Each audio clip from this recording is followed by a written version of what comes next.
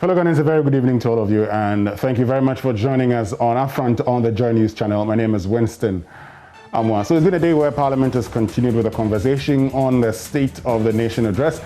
Now, the President on Tuesday presented a State of the Nation address in consonance with the Ghanaian Constitution, and as already indicated by the Speaker of Parliament at the time, following the Majority Leader's admonition, Parliament is dedicated 2 days to debate the President's State of the Nation address. And today we've had a Member of Parliament for Bimbilla and Defence Minister Dominic Nitiwul urging the minority in Parliament to support, in his words, the Ajapa deal, because he thinks that, look, just as the then minority, today majority did for then government when it got to the construction of Terminal 3, he believes same should be done for the Ajapa agreement. But the reason we have 2 days for the debate of the State of the Nation address is the fact that the President's representative tomorrow presents the 2021 budget statement and economic policy of the Akufo-Addo administration. Yes, we do know that Finance Minister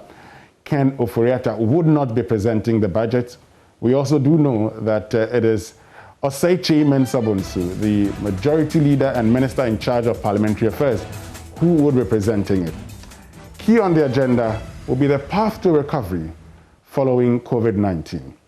The President, when he addressed Parliament on Tuesday, said, well, we're looking forward to growing at about 5%, contrary, or even though the IMF has projected an average of 3.2% for sub-Saharan Africa. The IMF also projected 4.2% for Ghana, but he says we're looking at growing at about 5%. In fact, if you look at the expenditure in advance of appropriation presentation done by Finance Minister at the time, Ken Ofori-Atta, on the 28th of October 2020, he projected a growth of 5.7%. This evening, as we look forward to the presentation of the 2021 budget, we find out Ghana's path to recovery. Yes, we do know we have COVID-19, but what are the things that we should be doing? And the measures that we have been putting in place, are these measures yielding the right results? This is what we're discussing this evening on UPfront on the Joy News channel. When we return after these few messages, I'll be introducing my guest who has a very good understanding of the financial sector, was a very good understanding of the Ghanaian economy as we explore these issues. We'll be right back.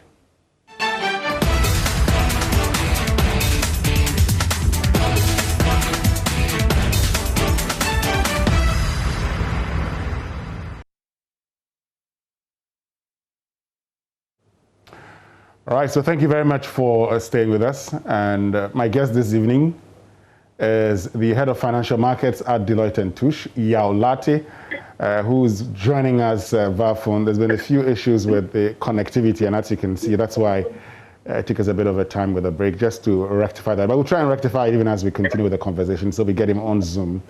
But while we wait to do so, Yao has joined us via phone. Yao, good evening, and thank you very much for joining us. Yes, thank you very much, Winston. Good evening to you and your audience. Great, and I do know that all of us are waiting patiently for the presentation of the 2021 budget. In October last year, we had the expenditure in advance of appropriation. If you look at that, and if you look at the measures that have been put in place so far, since we had our first case of COVID-19, would you say that the Ghanaian economy has performed better than we anticipated at the time when we had COVID? Okay, so thank you very much, Winston. So there has been a mixed performance, I must say. So there have been some areas that we performed remarkably well. There are other areas that we struggled a bit. So in the first place, I think government management of areas or macroeconomic indicators such as the GDP growth. Government initially we were anticipated to end the year at a huge contraction, at a negative growth. By estimate, we were about 0.2% contraction. So even though we went into a contraction, it wasn't deeper than anticipated. So that's something that government tried to manage very well. But on the front, there are other areas that we could have managed better. So, for instance, as a result of unforeseen expenditure arising from the COVID pandemic, we had challenges with our debt-to-GDP ratio. So before the COVID hit, we were below 70%. As we speak, our debt-to-GDP ratio is above 70%. Also, we had some unbudgeted expenditure that government maybe for the purpose of pre-election expenditure, such as relief on utilities, expenditure on COVID relief, some of which we became political issue like food that we had to give to save the vulnerable. Hold on a minute, Yao. Let's deal with this particular issue. Yes. Now, we'll take it one after the other. We'll continue. But let's look at first the debt to GDP ratio. Now, yes, the president had indicated that while we knew how to bring the economy back, we did not know how to save lives. You would agree, wouldn't you agree, that at the time when there was COVID-19 in this country, one, it was going to affect earnings, and so it was estimated that we were going to lose some 13.5 billion Ghana cedis in revenue.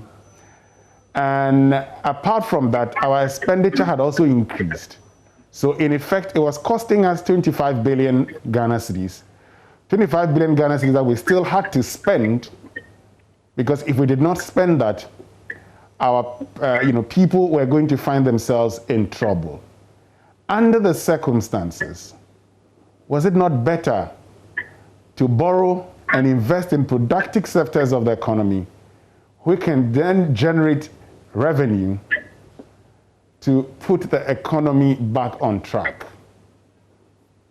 Okay, so Winston, you are perfectly right. And I think the arguments we made at the time was that, government has set a fiscal responsibility cap of 5% deficit.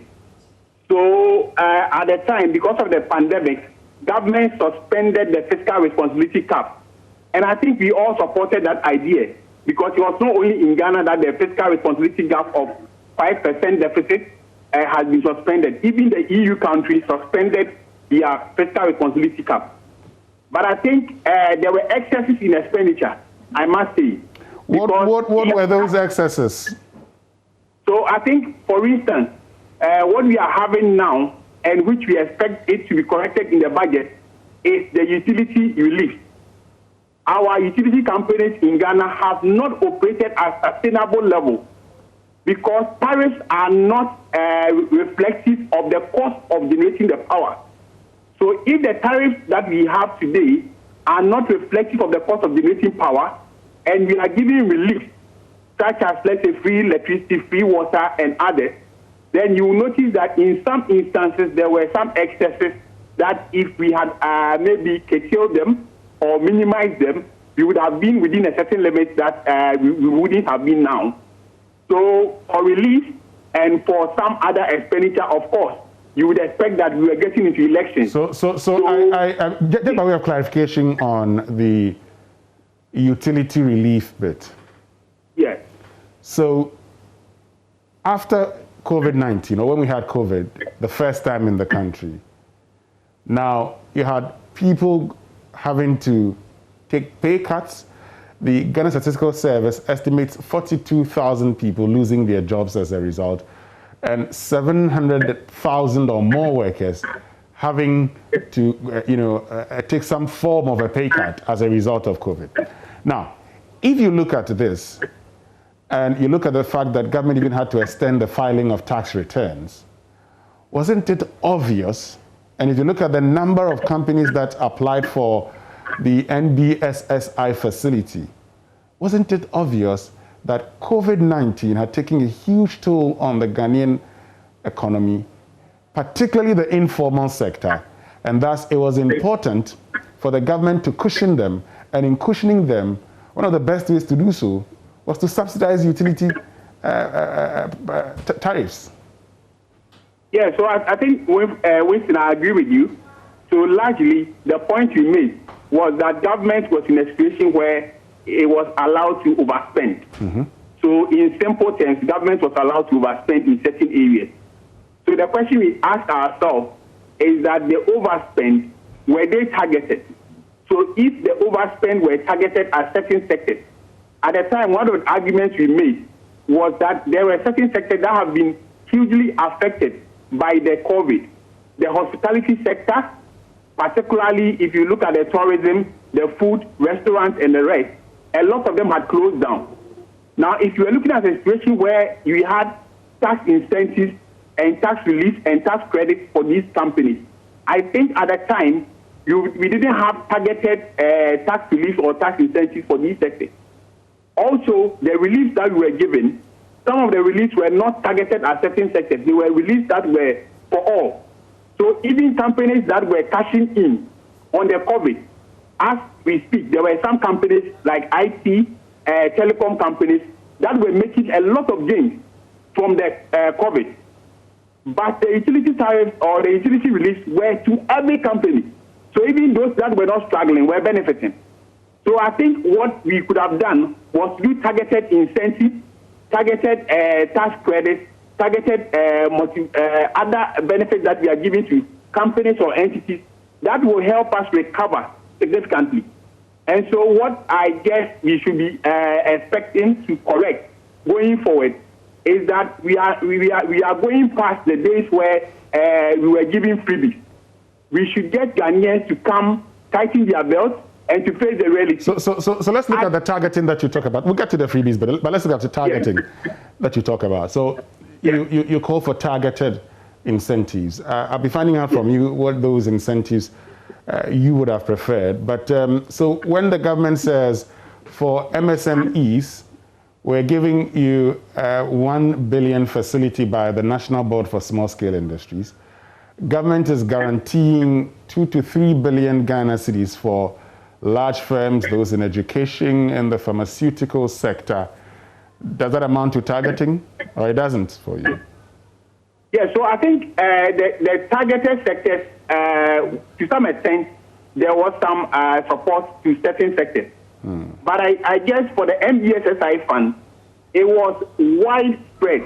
So it went from small, medium, and then large scale, as well as micro businesses. So some were getting as low as, let's say, 2,000, 3,000 Ghana cedis, which was okay. But, I mean, if you look at the effect or the impact that you are going to make, as opposed to putting it to an entity that is employing over 3,000 Ghanaians. If you have a company that's employing over 3,000 Ghanaians, a support or a guarantee of 3 million may not be enough to cushion them. So I think that what we advocated at the time was that a guarantee of about 2 million could be increased to about $10 million. That, in that way, you are able to get companies that have got wide reach. Companies with employees over 3,000, 2 million Ghana cedis will not be enough for them to survive or for them to rely on as guaranteed to expand their operation or to even manage the impact of COVID. Okay. So I think that going forward, we should have targeted sectors at certain sectors that have significant impact on the economy. So let me get this clarification again. Again, it's important we break it down. So if I get you clearly, you're saying instead of saying we have supported 300,000 businesses, and these are mainly micro enterprises, we should have targeted those with large or lots of employees, give them a lot of assistance. Their growth would also trigger the revival of the Ghanaian economy. Is that what you're saying? Excellent. And I think if you look at the program that government subsequently introduced, the CARES program, the Corona Alleviation Recovery Plan or the program, the second phase of it was going to look at long-term development for entities, long-term support for entities. And I think going forward, that should be the plan, where we are not only giving people 2,000 Ghana cedis or 3,000 Ghana cedis. We are looking at support that is sustainable over a long period of time. So if you are giving guarantees, You are giving guarantees of 10 million, 20 million Ghana cedis, where the commercial banks will be comfortable to give to SMEs that are employing large numbers of people. If you have such incentives for companies that are operating in that bracket, you are able to raise a lot more to the economy. If you target small or micro, you get a lot in terms of volume, but the impact will be very minimal. But if you get targeted at the high end, you get small in terms of volume, but the impact is very significant. So I think we should look at it and balance it from that angle, that going forward, we are targeting high-end productive sectors of the economy that has significant impact on the economy. The contribution of certain sectors, such as the beverages sector, for instance, is significant. So if we are targeting or we are putting out policies, we are looking at policies that will enhance the operations of companies in the beverages sector so that they are able to reach out to more, because they are employing thousands of Ghanaians. If you have a business that employs just 10 or 5 Ghanaians, and you give the business about 2,000 Ghana cedis, the impact, in my view, will be minimal compared to companies that employ thousands of people. And they are not employing people on the direct level, but even in the indirect sector, where the farmers are producing for the beverages sector, the farmers are producing for manufacturing sector, for the manufacturing of soap, toiletries, and others. We are looking at not only direct employment, but even the indirect impact of these entities that are operating at the high end. So I think the targeted sector or targeted incentives under the CARES program going forward should look at it from that angle, where the impact will be significant and will have significant impact on the economy. Otherwise, the reliefs will come. You will spend so much on relief, but then the benefits that you are supposed to get, you may not get it. Now, you talk about the coronavirus alleviation revitalization enterprise support scheme, Obatanpa, the CARES program. Yeah. Now, that's 100 billion cedis program for up to 2023. You had earlier complained about debt to GDP ratio. You know, that is going to increase our debt portfolio, isn't it? Are you, are you satisfied with that arrangement, bearing in mind that our debt to GDP ratio has reached unsustainable limits? Yes, so I think, Winston, that's a very good point you've raised. But in the statement that government brought up, they had a very innovative way of financing it. And at that time, we commended government for the innovative way of financing it. So government is committing 30%. That is about 30 billion of that investment. The remaining 70 is supposed to be financed by the private sector and development partners. So that's a very innovative way, because what you are doing is you are not putting the entire burden on government. Now let's interrogate that innovation. Let's interrogate that innovation. Realistically, do you think the private sector in this country can contribute 70 billion in 3 years to fund this particular program? Which is what came to my point that I mentioned earlier, that the private sector operators may not be in a position to contribute the 70% because we have not given them enough incentives to be able to recover from the pandemic and contribute support to the long-term program. So what we advised government at the time was that government should be looking at targeted incentives for the private sector so that they are able to recover from the pandemic. If they recover from the pandemic, they will be in the position to contribute their portion of the CARES program. Also, we have our development partners that have, over the long term, contributed to our relief and our social intervention. So, for instance, for a long time, the school feeding program, part of it were being funded by our development partners. We had other social intervention programs that were being partly financed by our development partners. Government should be looking at that for now, because that is the only option available. The private sector, like you rightly said, may struggle to contribute their portion, but our development partners, the GA countries have all voted significant sums to support economies such as ours. Others have actually committed to restructure our debt over the long term. So all of these opportunities are there for us to go back to our development partners. We negotiate our debt. We negotiate the incentives and the package that they give to us. Sell programs that are scarce to them and get support. Okay. Because the support we are getting will be long-term benefits to the country as opposed to the short-term benefit that we get from other social intervention programs. Great, but Yao, and let's do this together here. So we'll come to how we can find innovative ways of generating revenue. But let's just stay with even government's commitment. Okay, so here we are with a budget deficit, more than the 5%. Yes, we have made provisions for 11%. We're looking at some 8 to 9% in 2021, all things being equal. But also, we have a primary balance deficit. What that tells you, that if you were even supposed, if you took away your interest payments away, our total revenue generated in this country cannot take care of our expenditure. We still would have to borrow. Consistently over the last few years, we have spent about averagely 10 billion Ghana cedis on capital expenditure. The remainder of our funds have gone into either statutory payments, interest payments, emolument of employees, goods and services, and amortization of loans.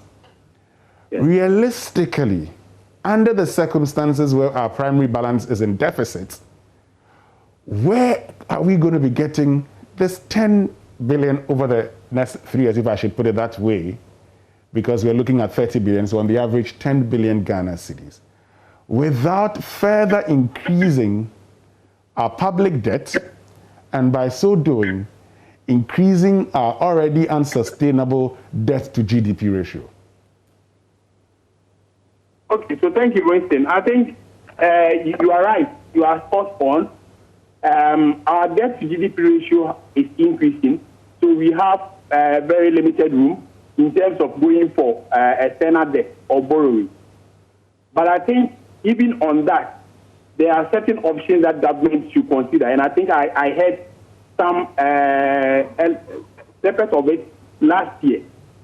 So if you say we should diversify our income generating sources, there is another term that we are also proposing, that government should also diversify their borrowing sources. So we may not have an option, we may have to borrow. But where are we borrowing from? So historically, we are borrowing from the capital market. That's why we do a lot of euro bonds. But those capital market borrowings are relatively more expensive as opposed to borrowing from development partners who sometimes give concessionary loans over a long period of time.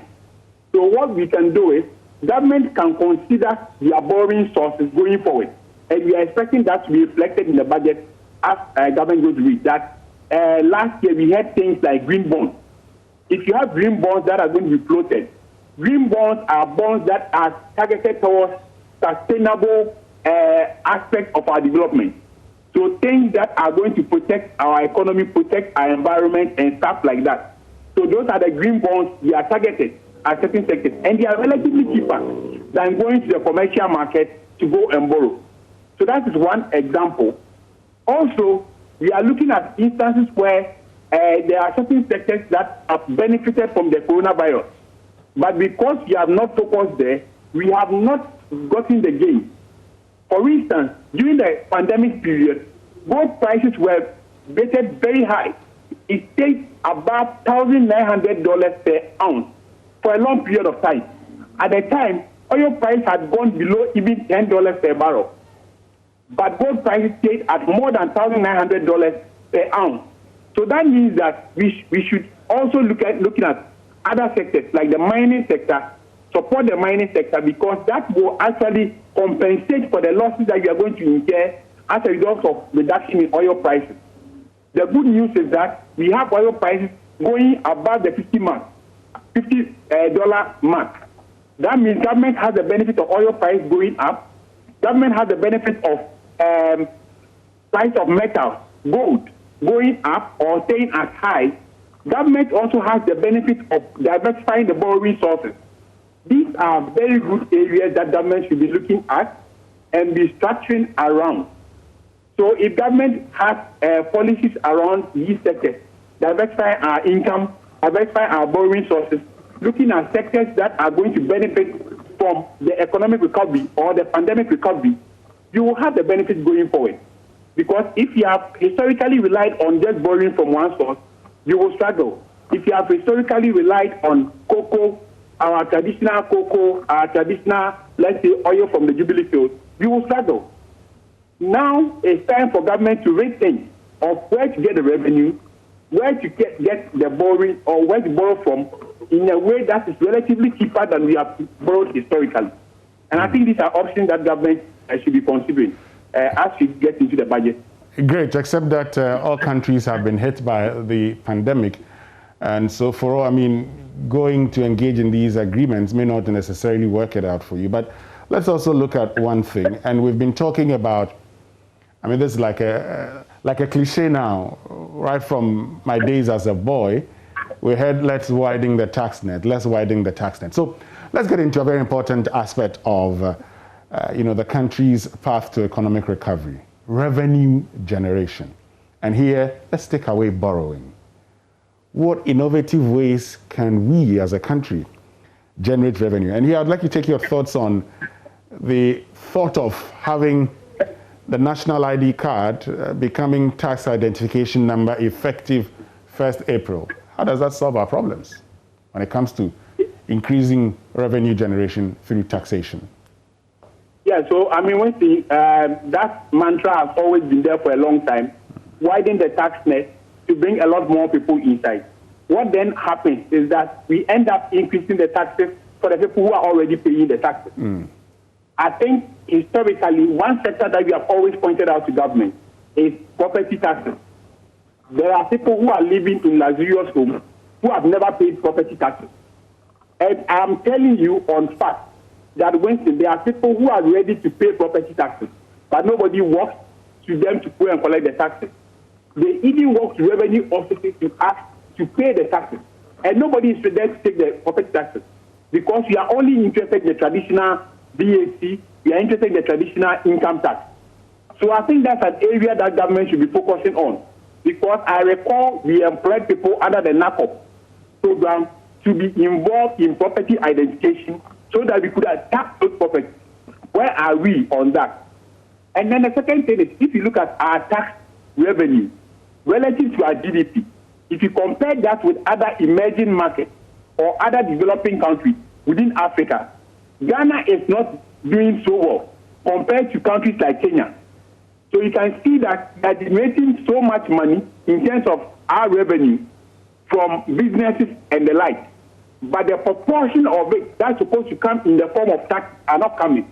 That means there's a cancer that has to be dealt with. That's corruption.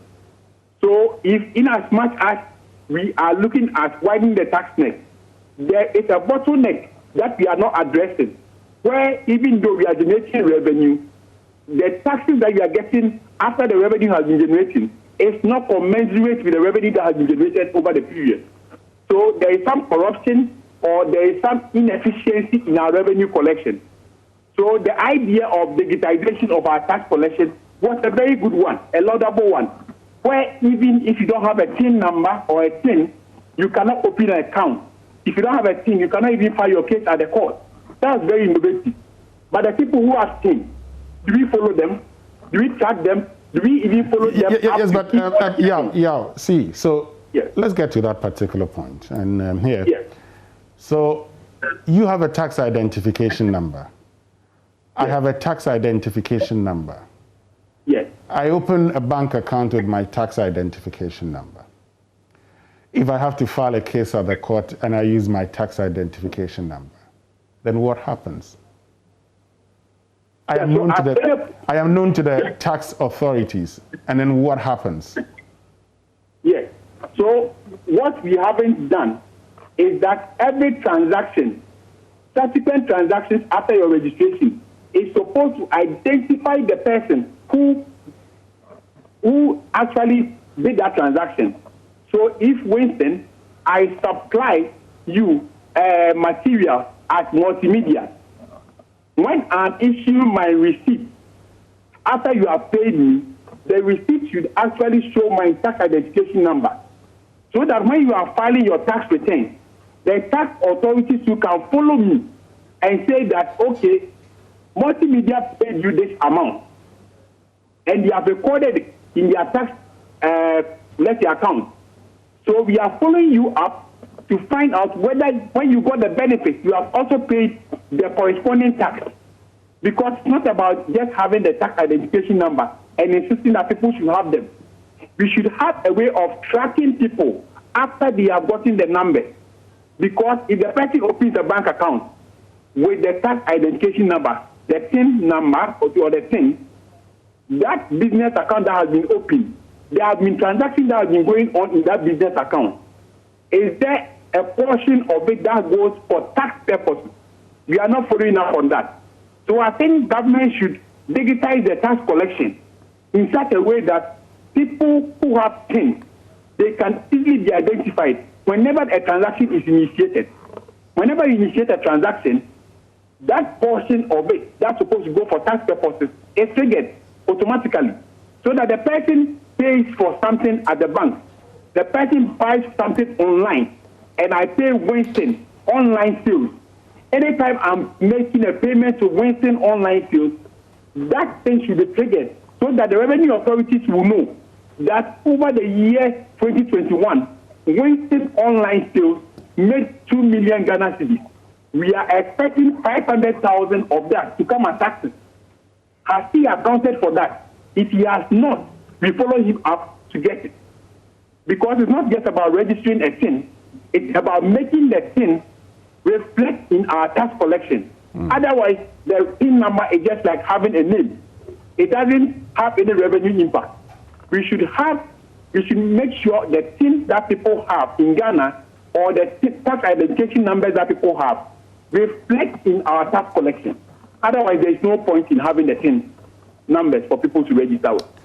Great. And one other question that is arising as a result of this is the fact that while we're seeking to increase the number of persons within our tax net, fantastic, but also many of these persons who have national ID cards, how much do they earn and how much would you get in taxes to the extent that you would need more hands to track these? Yeah, so I think little drops of water make the mighty ocean. The artisans who work for us on a daily basis, they don't pay taxes. But the money that you and I make, the proportion that goes into our tax payment, and then the remaining, what is supposed to be used as our disposable income, that's what we used to pay our carpenters, that's what we used to pay our masons, that's what we used to pay the people who even come, our housekeepers, and the people who come to do things for us. Those people are not paying taxes. So that means that a large proportion of the informal sector workers are not paying taxes. And the idea of having a TIN is to identify people who do such business, so that at any point in time you are paying even your landlord. There's a portion of it that's supposed to go for tax purposes. So you just take your money, you pay your landlord 2 years in advance, and there's no tax element of it paid. In other countries, you know that it is not possible to do that. The portion that's supposed to go for tax purposes is actually deducted and paid. So the informal sector, we have registered a lot of people in the informal sector, and yet we are not tracking what they are doing, and nobody goes after them. And so going forward, I think I should see a program where government strategically goes after the informal sector. Because year on year, whenever we increase our taxes, we are just burdening the people who are already paying tax. Good. We don't bring people into the tax net, but we actually burden the people who are already paying the tax. We'll get to... And we should go away from that. We'll come back to that what you call burdening of the people. But this is a government that has consistently talked about formalization of the Ghanaian economy. Now, we've seen examples in other African countries where a deliberate effort has been made to formalize enterprises. And so we had a chance, for instance, during COVID-19, to get enterprises now to register with the Registrar General's Department, file their returns annually, so we know how much they make, and by extension, digitally or whichever way, track how much they paid as taxes.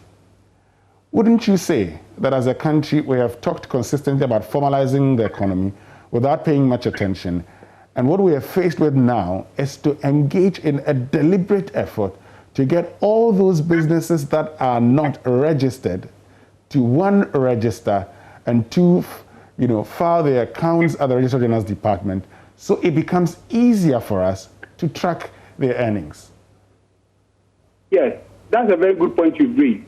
And I think the plus, when we did pass our new Companies Act, we have given option for companies to even register online and file their returns online. So there's no need for you to wait to the end of the year, go and join a long queue at the Registrar General's Department. You can do your filing online. Make every payment that you want to make online.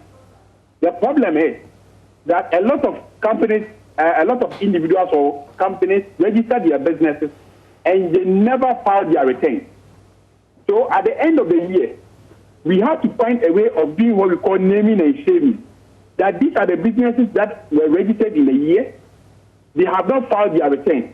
The registrar issues a warning that if you do not file your returns, we are going to pursue not only the company, but the directors of the company. Because ultimately, they are responsible because the company is just in name. The people who ask for the company are the directors of the company. So you publish the name of the company, that these are the companies that have not filed their returns, but they are registered companies. And so if they do not file their returns, you go after the directors. You are going to get a lot of returns from that. And I think the second thing is where you have people, even in the informal sector, insisting on valid tax certificates before awarding contracts.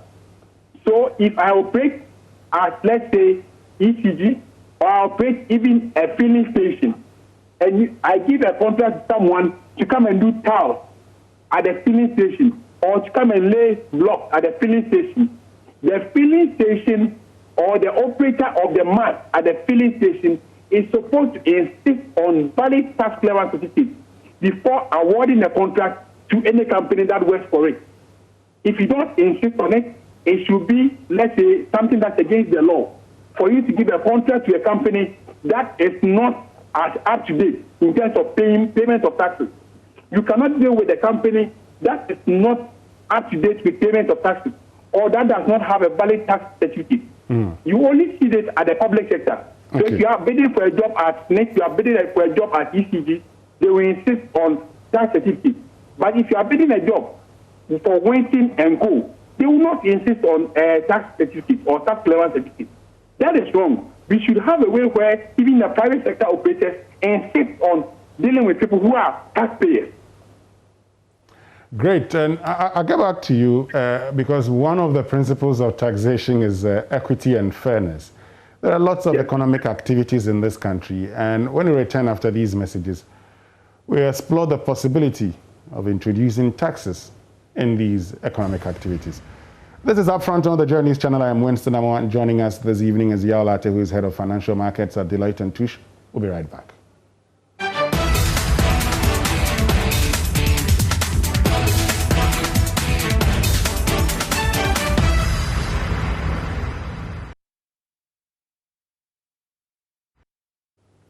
All right, so welcome back. Thank you very much for staying with us here on Upfront on the Joy News channel. We have some 5 minutes to go. Yao Latte is still with us. So, Yao, one of the things, as I stated before we went for the break, is the principle of taxation, fairness and equity. Now, yes, we know that 27% of us are paying taxes, a quarter of us paying taxes for the majority of Ghanaians. But also the issue has arisen of whether it is important to begin considering taxing areas of economic activity like mobile money. What's your take on that? So I think when the government came to power, they used a particular term, which I want to repeat here, as what we call nuisance taxes. Sure. And at the time, some of what they removed as nuisance taxes were some of these taxes on banking transactions, for instance.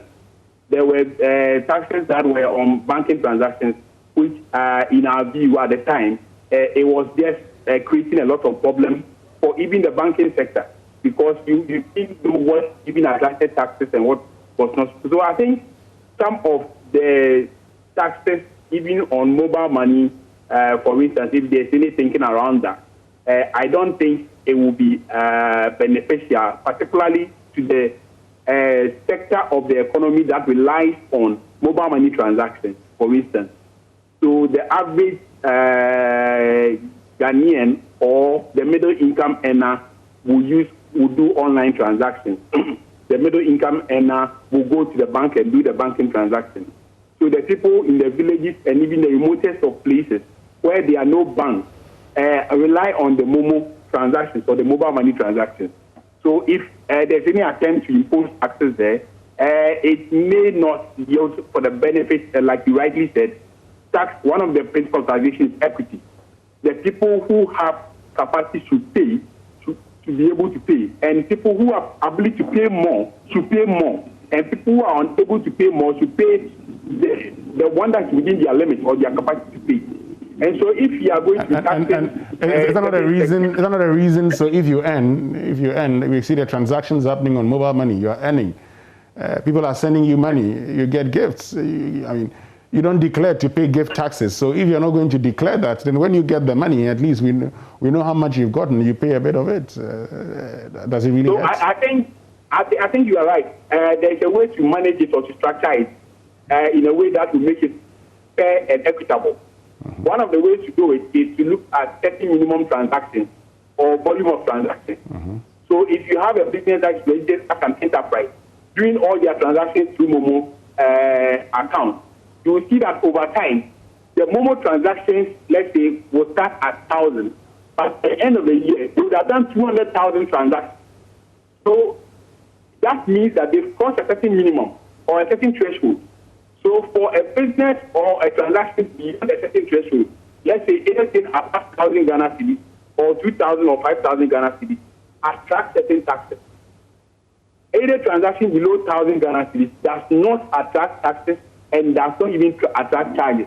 Mm. So if you have a situation like that, you realize that it becomes targeted, where certain people whose income levels are falls within a certain threshold will not be affected by those taxes on Momo account or Momo transactions. Great. Finally, before we go, so that's a bit on the Momo, but on the whole, as we look towards other sources of generating revenue, would you say we consider the introduction of new taxes finally, Yao? So I think I would say it's a yes and a no. So yes, for certain areas that have not seen taxes at all. Like? So like I said, if we are introducing taxes on property, we have to be specific and clarify the property taxes and how they are supposed to be administered. As we speak, Winston, if you have a property, do you know how much you pay on it every year? Do you know how much you're supposed to pay every year? But if you have a business and it's located in Accra, you know that 25% of the income of that business is supposed to be taxable. But if you have a property on, let's say, on an acre of land, how do you know that you are supposed to pay 1,000 Ghana cedis and the person living in a two-bedroom somewhere in a corner is supposed to pay 100 Ghana cedis? That is not clear. So I think if you are introducing new taxes, they should be in areas where we have not seen taxes being introduced. And then if you are going to slash or take off some taxes or nuisance taxes, we should be looking at some areas where we've realized over the period that the effect of the taxes, let's see, has in the long term affected our inflation. So, for instance, if the impact of health equipment and stuff like that, or materials that are supposed to be used for generating energy, renewable energy, and all those things that we think in the long term will benefit the economy, we should be looking at taxes or tax incentives for certain sectors that in the long term will benefit us, will allow companies who are facing the sector to grow or expand their operations. So I say that it's a yes and no. So if it's a yes, if the taxes are going to be introduced in certain sectors that have not suffered taxation, I don't want to see a situation where we are introducing taxes in areas that have already been paying taxes. Then it means that we are overtaxing the population, we are overtaxing business, we are overtaxing households. Yalate, thank you very, very much for joining us this evening. We're very grateful to you. Yalate is head of financial markets at Deloitte & Touche. Thanks to you also for doing the viewing, and keep watching the Joy News channel. Tomorrow we'll be here right from 10 a.m. till the budget reading is over, and we'll do post-analysis of that also. You know, you can trust us to bring you the best analysis before and after. Stay with us. Do have a lovely evening. My name is Winston Amon.